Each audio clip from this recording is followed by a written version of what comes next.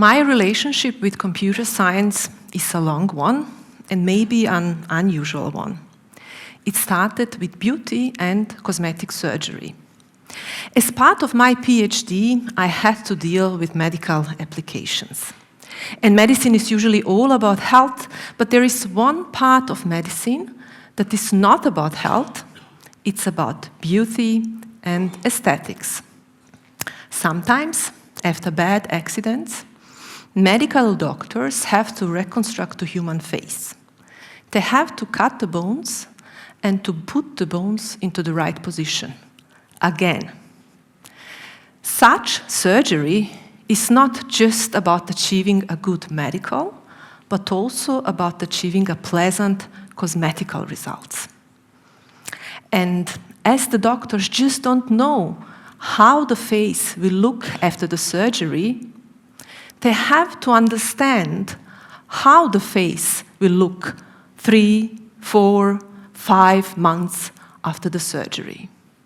To do that, we have to apply simulation techniques to build a mathematical, or more correctly, a geometrical model of the face, of the skull, to understand how the face will look after the surgery and to learn how to cut the bones. While working on medical applications, this sparked something in me. It opened so many questions.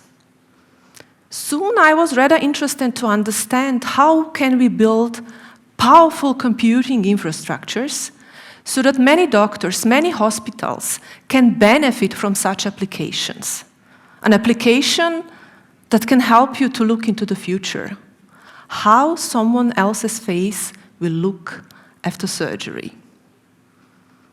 I was interested to understand how can we build multipliers so that not only big hospitals with huge data centers can benefit from such powerful application, but also the small ones. And soon, my entire attention moved from the applications to the data center itself. I started to look into different dimensions. How much energy do we need to operate such powerful applications? Today, for a computer scientist, it's relatively easy to build a mathematical model of the data center. Over time, I realized you can build a digital representation of the data center. You build or create an abstract model of the data center, and if you add a feedback loop, feeding real data into the model, you get what is called a digital twin. What makes a data center digital twin so powerful? Well, we can switch off cooling virtually in a data center and watch the results. What happens if data center catches fire? We can see what happens if all technical staff get sick simultaneously. And we can create different other dangerous situations that are just too dangerous for a real system. Today, you can create a digital twin from anything. A river, an airplane, a crowd of people.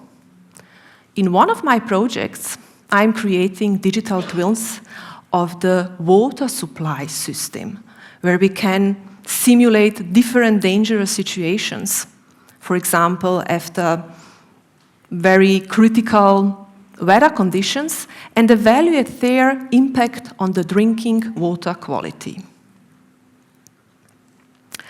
Having lived in a country where basic utilities were in question, and we are talking here about water, about electricity, created a strong impact on my way of thinking.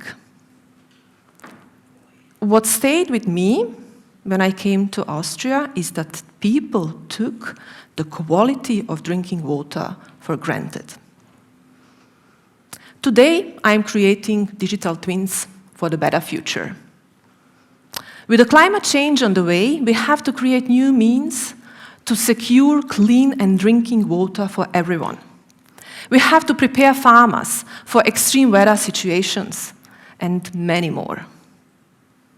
In my opinion, digital twins are a very promising method to create, analyze, simulate, best case, all the way through the worst case. Today I have talked about creation and application of digital twins.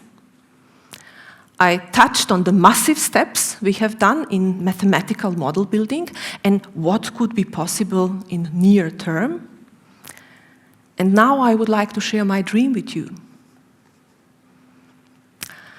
My dream is to create a digital twin of the human body. Imagine having a digital twin of your body where a medical doctor can try out different therapies and evaluate their impact to your body. She can have different trials and errors before starting the real medication. But we are not yet there. We need powerful infrastructures, we need powerful computing infrastructures that are so powerful that we can represent a human body, or at least some organs, in a digital way. But I am very positive that we are going to have such infrastructures quite soon. Thank you.